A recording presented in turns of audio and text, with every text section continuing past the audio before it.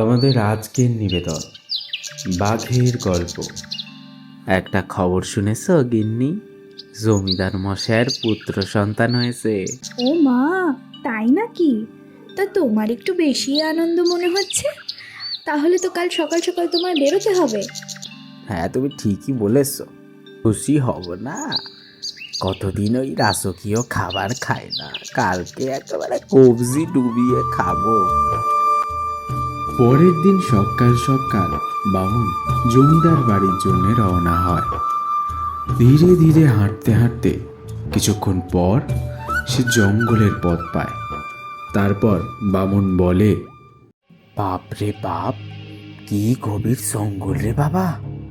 শেষে বাঘের পেটে না প্রাণটা দিতে হয়। বলতে না বলতেই বামুন দেখতে পায় পথের ধারের একটা পচা পুকুরে পড়ে একটা বাঘ হাবুডুবু খাচ্ছে। ও বামুন ঠাকুর, বামুন ঠাকুর, বামুন ঠাকুর, ভয় পেও না। দাঁড়াও দাঁড়াও বামুন ঠাকুর, আমি এই পাকে পড়ে মারা যাব। কত দুদিন ধরে আমি এই পাকে পড়ে রয়েছি, বাঁচাও আমায় বামুন ঠাকুর। যে সে বিপদ ঘাড়েনি আর কি। তুমি হিংস্র বাঘ, শেষে তোমাকে বাঁচানোর পর তুমি আমাকেই খাবে, তখন কি হবে? দোয়াই বামুন ঠাকুর, আমি তোমাকে খাবো না, আমি তোমাকে কথা দিচ্ছি বামুন ঠাকুর।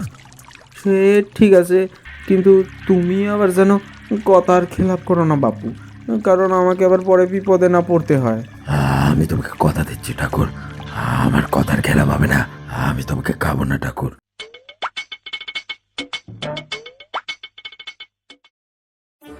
ও বাঁচলাম। তা ঠাকুর, যা হচ্ছে কোথায়? জমিদারের প্রাসাদে ব্রাহ্মণ ভোজন খেতে যাচ্ছি। তো আর হবে না, কারণ আমি তোমায় খাবো। সে কি বাপু, এই যে বললে তুমি আমায় খাবে না, এখন বলছো তুমি আমায় খাবে? তোমার কি অধর্মেরও ভয় নেই? আমিও সব অধর্ম ধর্ম কিচ্ছু মানি না, মানুষ সামনে পেলেই আমি খাই। আমারই ভুল হয়েছিল, কথাতেই আছে উপকারীকে বাঘে খায়। তা তুমি যদি আমায় নিতান্তই খাবে, তাহলে একটু সবুর করো। আমি অত সবুর করতে পারবো না, আমি দুদিন ধরে বাকে পড়েছিলাম, আমার খুব খিদে পেয়েছে, খুব খিদে পেয়েছে। সে খাও, কিন্তু আমি ব্রাহ্মণ মানুষ, ধর্মের কথা শোনানো আমার কাজ, তাই আমাকে একটা সুযোগ দিতে হবে। মৃত্যুর পর আমার স্বর্গবাস হলেও কিন্তু তোমার নরকবাস হবে। বিশ্বাস না হলে তুমি 5 জনকে জিজ্ঞেস করো।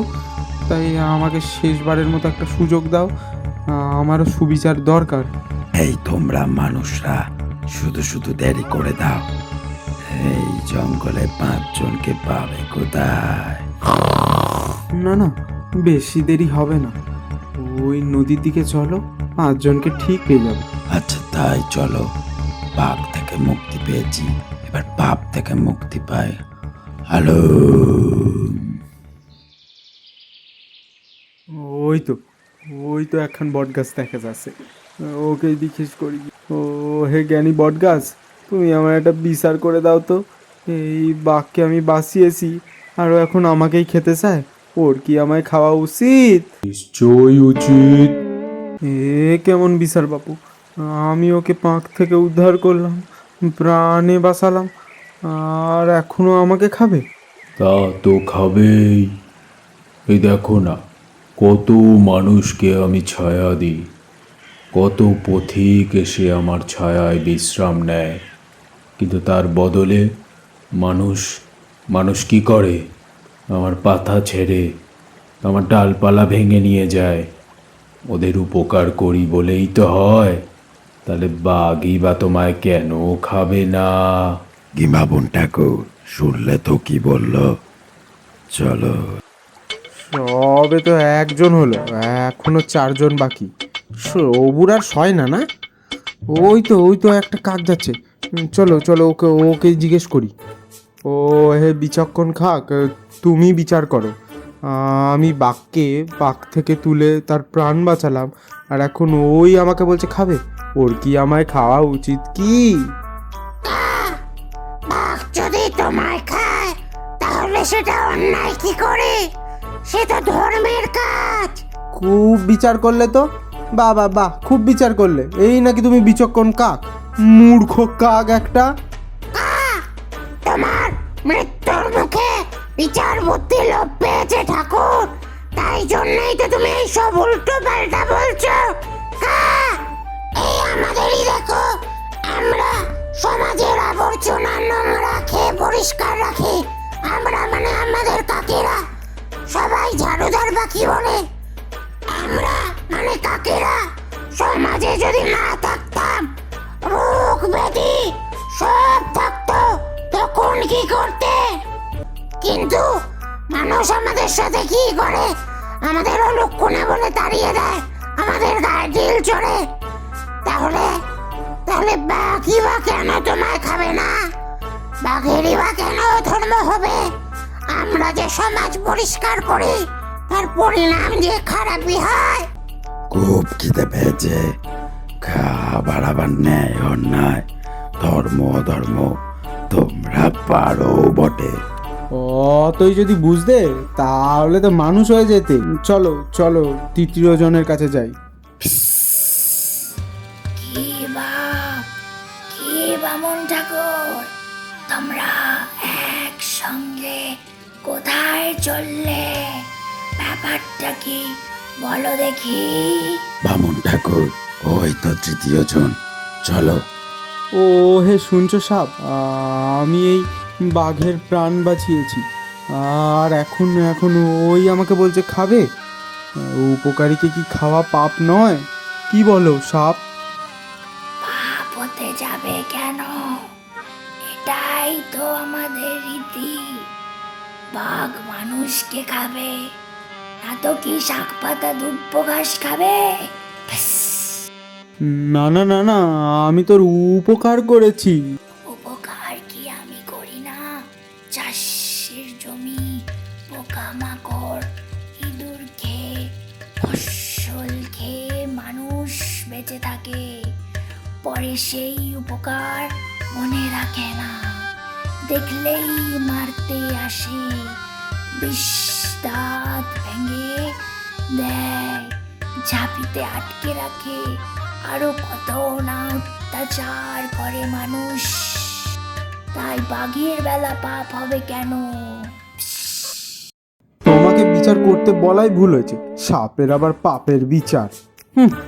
কি বামুন ঠাকুর, এখনো তোমার স্বাদ মিটলো না?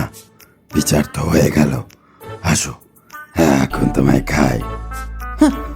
অত খাই খাই করো না তো। 10-এর মতের চেয়ে 1-এর মত প্রখর হতে পারে যদি তার বিচার বুদ্ধি তীক্ষ্ণ হয়। চলো চলো, ওই নদীর ঘাটের দিকে যাই। তাই চলো, তবে শেষমেশ আমি তোমায় খাবো, এই বলে রাখলুম।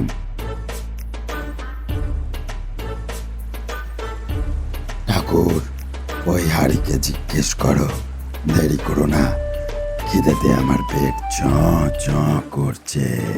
ওহে হারি, তুমি বিচার করো তো। এই বাঘকে আমি পাক থেকে টেনে তুলেছি, আর এই অকৃতজ্ঞ বাঘ এখন বলে আমাকেই খাবে। তুমি কি বলো, ওর কি আমায় খাওয়া উচিত? এতে আর সন্দেহর কি আছে? বাঘের উপকার করেছো বলে তুমি তো আর মাথা কিনে নাওনি। আমি তো কত লোকের উপকার করি, লোকে আমাতে জল রাখে, ভাত রাঁধে, আরও কত কি করে। শেষ এই উপকারের জন্যে আমি কি পুরস্কার পাই জানো? হয় আগুনের ওপর জ্বলে পুড়ি, নয় আমাকে কাজ কুড়ালে ফেলে দেওয়া হয়। সেই জন্যেই লোকের উপকার করলে তার ফল এমনই ভোগ করতে হয়। সুতরাং এতে অবাক হবার কিছুই নেই। বাঘ তোমাকে খাবে না কেন বলো? বাঘকে তোমাকে খেতেই হবে। শুনলে তো, আর কাউকে জিজ্ঞেস করে লাভ নেই, আসো এবার তোমার কার মটকা। এই হচ্ছে তোমাদের বড় দোষ। আর তো মোটে একজন বাকি, তখন আমারও আর কষ্ট হবে না, আর তোমারও পাপ হবে না। চলো। ও শিয়াল পণ্ডিত, ভয় পেও না, বাঘ মানুষ ছেড়ে শিয়াল খাবে না, তুমি বরং একটা আমাদের বিচার করে দাও, তাহলে আমাদের সুবিধা হয়। কিসের বিচার? তাড়াতাড়ি বলো, ওই দূর থেকেই আমি ওই বাঘকে একেবারেই বিশ্বাস করি না। তোমাকে দেখে আমি একটু ভরসা পেলাম, তুমি পণ্ডিত মানুষ, এতক্ষণ সব মূর্খদের থেকে বিচার চাইছিলাম। ঠাকুর, ভূমিকা ছেড়ে আসল কথায় এসো, আমার আবার তাড়া আছে। হয়েছে কি শিয়াল পণ্ডিত, আমি এই বাঘকে পাক থেকে টেনে তুলে প্রাণে বাঁচিয়েছি, আর এখন এই অকৃতজ্ঞ বেঈমান বাঘ বলে আমাকেই খাবে? এটা আমার প্রতি অবিচার না? অথচ আমাকে তখন বলেছিল যে আমাকেও প্রাণে মারবে না বা খাবে না, আর এখন বলছে আমাকেই খাবে। কি হে বাঘ, তুমি বলো, তুমি বলনি আমাকে খাবে? হ্যাঁ, এই কেমন অবিচার? হ্যাঁ শিয়াল পণ্ডিত, এবার তুমিই বিচার করো। তা দিয়েছিলাম, কিন্তু কথা রাখতে গেলে যে আমায় ঢুকতে হবে। আমার কাছে আমার প্রাণের দাম বেশি। নাকে মরার থেকে কথা না রাখা অনেক বেশি শ্রেয়। তোমাদের কথা আমি কিছুই বুঝতে পারছি না। বিচার করতে গেলে স্থান, কাল, পাত্র সব কিছু বিচার করতে হবে। তাই ঘটনা কোথায় ঘটেছিল? ওইদিকে একটা ডোবা আছে, ওইখানে পড়েছিল। আমাকে যদি ওখানে নিয়ে যেতে পারো তাহলে ন্যায় বিচারের সুবিধা হয় আর কি। তা বেশ, তাড়াতাড়ি চলো, খিদের জ্বালা আর সহ্য হয় না। বাঘ আগে, ব্রাহ্মণ মাঝে আর শিয়াল পিছনে, এইভাবে তারা সেই পুকুরের সামনে এসে উপস্থিত হলো। কি বাঘ মামা, তুমি কোথায় পড়েছিলে? দেখাও দেখি একটু। এই যে ঠিক এই জায়গাটা আমি পড়েছিলাম। ঠিক যে জায়গা থেকে তোমাকে বামন ঠাকুর উদ্ধার করেছিল, ঠিক সেই জায়গাটা দেখাও। না, মনে হচ্ছে আর একটু দূরে, আর একটু এগিয়ে। শোনো বাঘ মামা, বেশি চালাকি করো না। তুমি দেরি করলে বিচারেও বিলম্ব হবে। আর একটু এগিয়ে যাও। হ্যাঁ হ্যাঁ হ্যাঁ, ঠিক এই জায়গা থেকে আমি বাঘকে টেনে হিঁচড়ে উদ্ধার করেছিলাম, ঠিক এই জায়গা থেকেই। কেন, বাঘ নিজে উঠতে পারতো না? ওহে বাপু বাঘ, তুমি নিজে উঠবার একবার চেষ্টা করো দেখি। এই দেখো, এই দেখো, আমি চেষ্টা করে উঠতে পারছি না। তাড়াতাড়ি এবার বিচার করো। তলিয়ে যাচ্ছ? তা তো ভালো কথা। বামন ঠাকুর, এই বাঘ যা পাজি আর যা ফল পাক, তার আগে কেটে পড়ো, আমিও কেটে পড়ি। ওই পাঁকেই ডুবে মরুক, ওর পরিণতি এটাই হওয়ার ছিল। কেমন বিচার হলো? কেমন বিচার হলো? বামু ঠাকুর, বাবু ঠাকুর, আমি এবার তোমাকে সত্যি খাবো না। আমাকে পাক থেকে তোলো, আমি তোমাকে সত্যি খাবো না। আমি যে ডুবে পড়ে যাবো। বাবু ঠাকুর, বাঁচাও, বাঁচাও, বাঁচাও, বাঁচাও, বাঁচাও। ব্রাহ্মণ আর শিয়াল কেটে পড়ল, আর বাঘ ধীরে ধীরে পাকের মধ্যে ডুবে গেল। গল্পটা কেমন লাগলো সেটা কমেন্ট করে জানান, আর যদি ভালো লেগে থাকে তাহলে একটা লাইক আর সাবস্ক্রাইব করুন। ধন্যবাদ।